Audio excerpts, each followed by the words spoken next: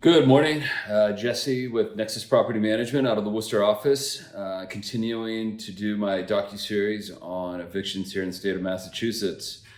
First video I did was just a general overview of the different types of evictions that you can do here in the state. My next video was a more in-depth process, step-by-step process of how forward cause evictions are done here in the state of Mass. Basically tenants that don't pay and you want to recoup the funds that they owe you. And today's video, I'm just going to give you an idea of what it was like during our last for cause eviction. We did just about a month ago now. Real quick, just once again, the for cause are not the preferred method of evictions that we like to use here at Nexus. We prefer the not for cause. For cause usually has to do with no payment here in the state of Mass. Like I said, I've been told stories about not following certain rules of the lease and even potentially illegal activity going on in the apartment. So there are other reasons for a for cause eviction, but the only ones we've processed here at the Nexus office have been for non-payment. And so our most recent one, we inherited the tenant when they were substantially past due. There was some back and forth going on between the owner and the tenant due to a rodent problem going on in the building. Now, having been to court, having seen evidence from both sides, I do feel that the owner was doing everything they can to get an exterminator to the property in a timely manner and get rid of the rodent issue that was going on in the building. However, the ultimate ruling did go in favor of the owner, but there was a discount that the owner did have to give due to there being rodents in the building. And I just want to touch on that a little bit. It's just, I think it's just crazy. And I feel that this is one of the ways that the laws are too unbalanced and too in the favor of the tenant. They're not equalized. They're not balanced. You know, I own my own home. If I was to have a rodent issue that just was due to, more or less something that I didn't cause, but just, one day all of a sudden we had mice in my house, I can't just snap my finger and have the mice out of out of my house.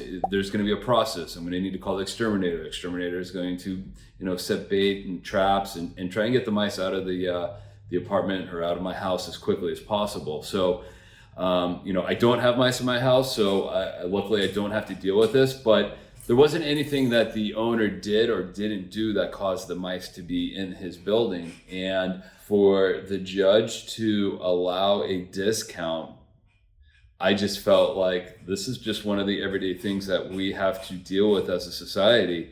I've had my water heater go out at my house and I didn't want to pay for the overnight emergency service. So we went without hot water for like 3 days at our house, and I was showering at our local gym. I think I went to my mother-in-law's house and I took a shower there. So these are just things that I feel like just in our society and just the way the world goes around that we have to deal with. And it would be one thing if the owner didn't get on the issue immediately and try and get an exterminator over there and start dealing with the situation as quickly as possible. But he did. And so to sit there and say that like he now owes a discount to the tenant, I have a lot of times getting behind that.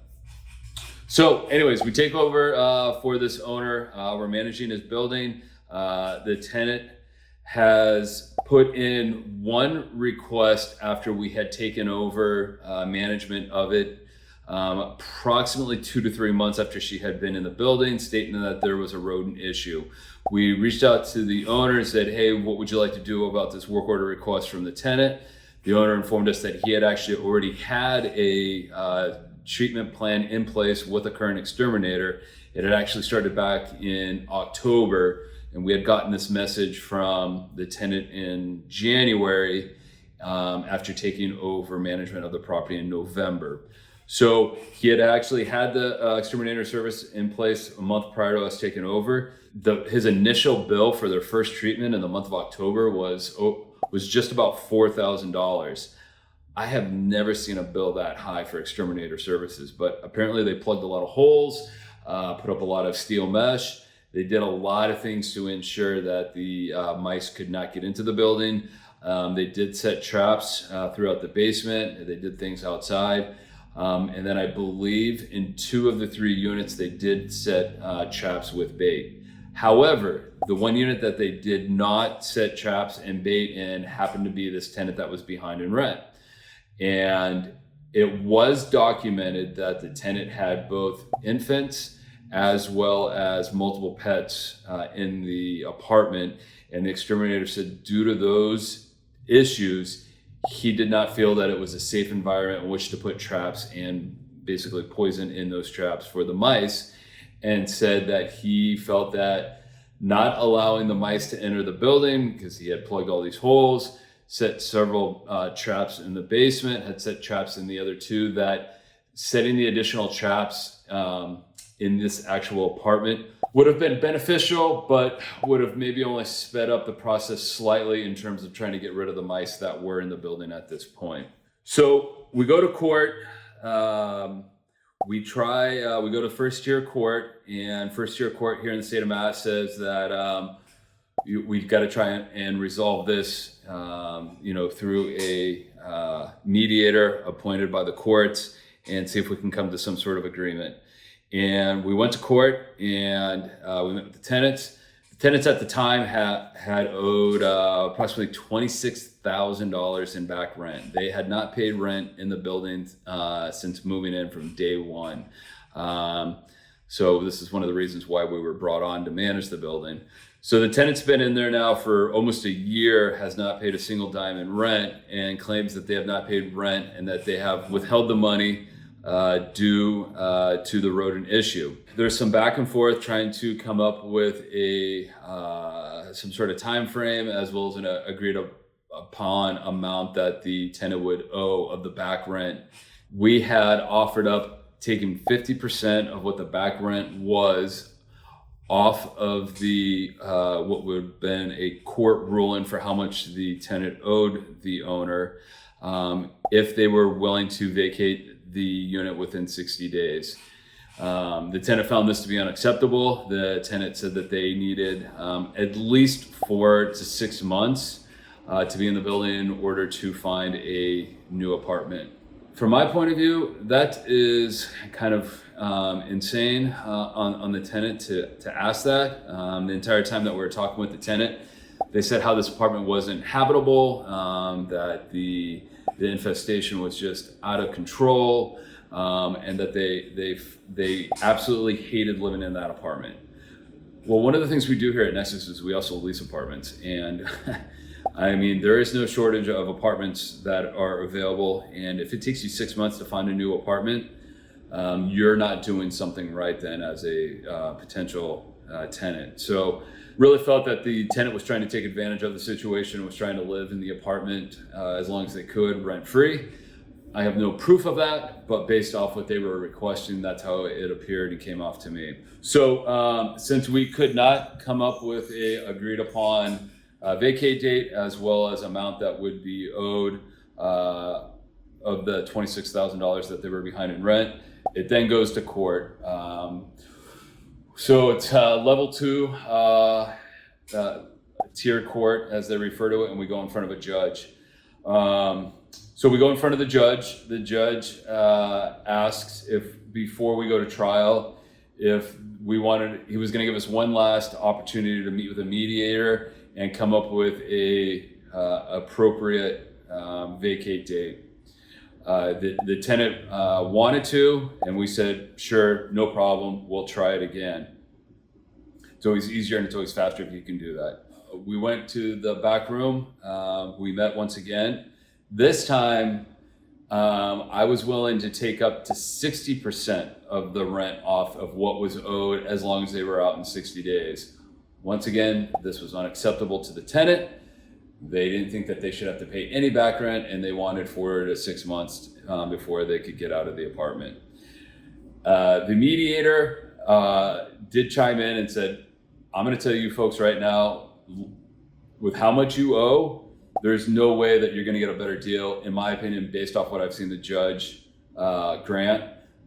And he was trying to definitely sway it from as neutral a point of view as he could to try and get the tenants to agree to that. But they would not agree to that, so we did go in front of the judge. We'd actually gotten to court that morning at 9 a.m.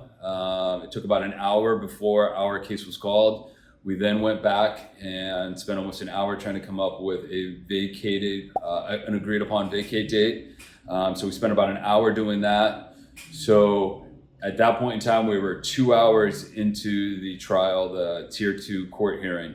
Since we couldn't come up with an agreed upon vacate date, we then went back in front of the judge, and the judge asked if both parties were ready to go to court over this. Luckily, both parties were, because if the tenant wasn't ready, they could have potentially got more time. It probably would have been delayed by another 2 weeks, and then we would have had to come back. But we did, in fact, tell the judge that we were ready to go back to court, and we got in front of him. I was asked to testify. I had provided documents to the courts that the owner had paid invoices for extermination of the rodents, and we had informed the judge that we felt that the tenant did owe us all this money, and that the owner was doing everything in their capabilities to try and get rid of the rodent issue in the building. However, the judge, once again, tenant-friendly state, said that the invoices were purely hearsay, and that since I had not actually seen them do a treatment on the actual property, that he could not accept those as proof that there was actual treatment done on the property. So, that was definitely a bit of a blow, since I thought we had our ducks in a row, and I thought we had some good evidence to show that we were doing everything we could, and that we were good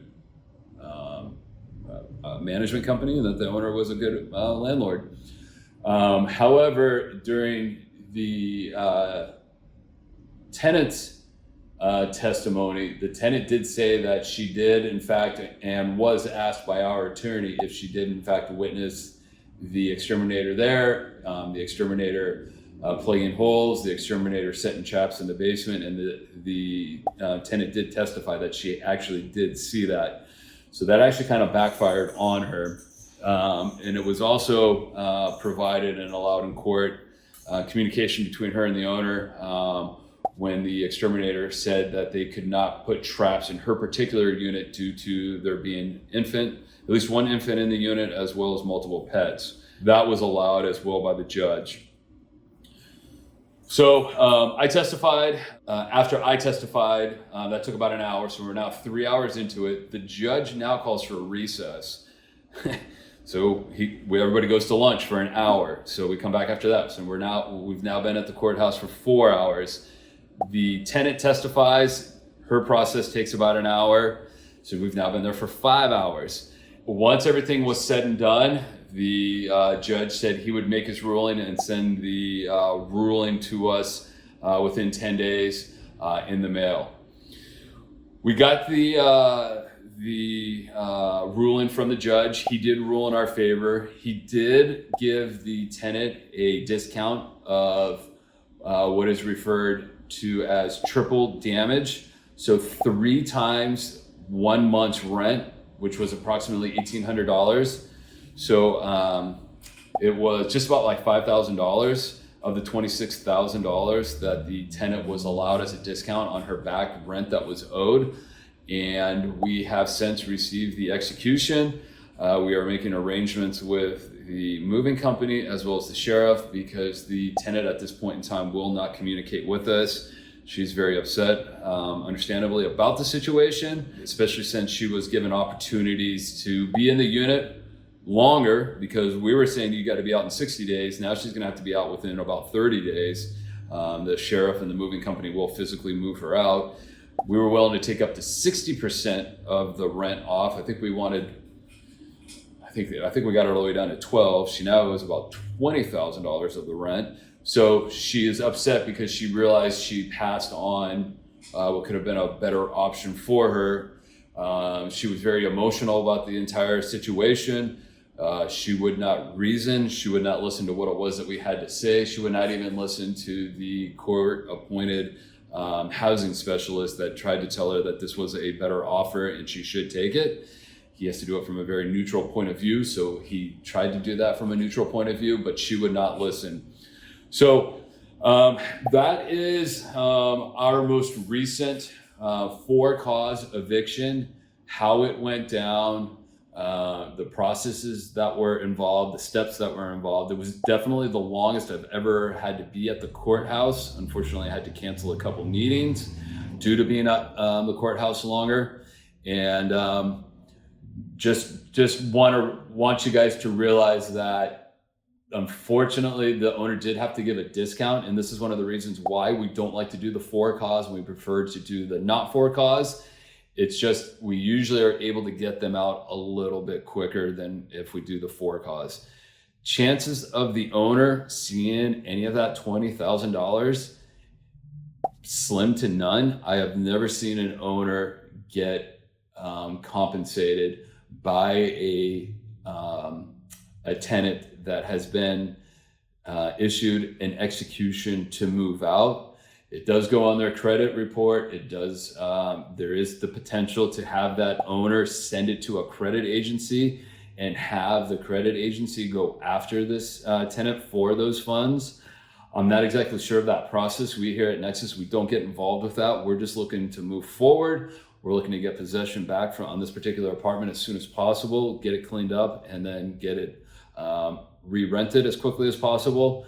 As far as how it goes with the potential collection agency, from my understanding, they charge about 30% of what it is that they collect, so there's no upfront charge to it. So why you wouldn't do it, I don't know, but I also don't have any sort of insight for you as to what that process looks like exactly. So that's a little bit of a true story of how a for cause case did go down. We did start this process back in February. It is now July, and we hope to have the tenant out by the end of the month.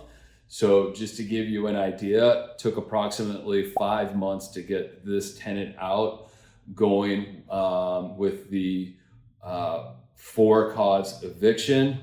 That's why when I put out my first video, I told you guys, anytime a client asks me how long is it going to take to evict somebody, I honestly have no idea how long it will take.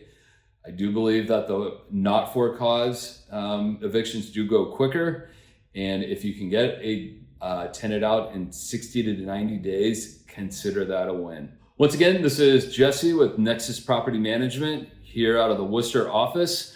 I will be doing another video shortly that will include the steps of a not for cause eviction process. Thanks again. Have a great day. Bye-bye.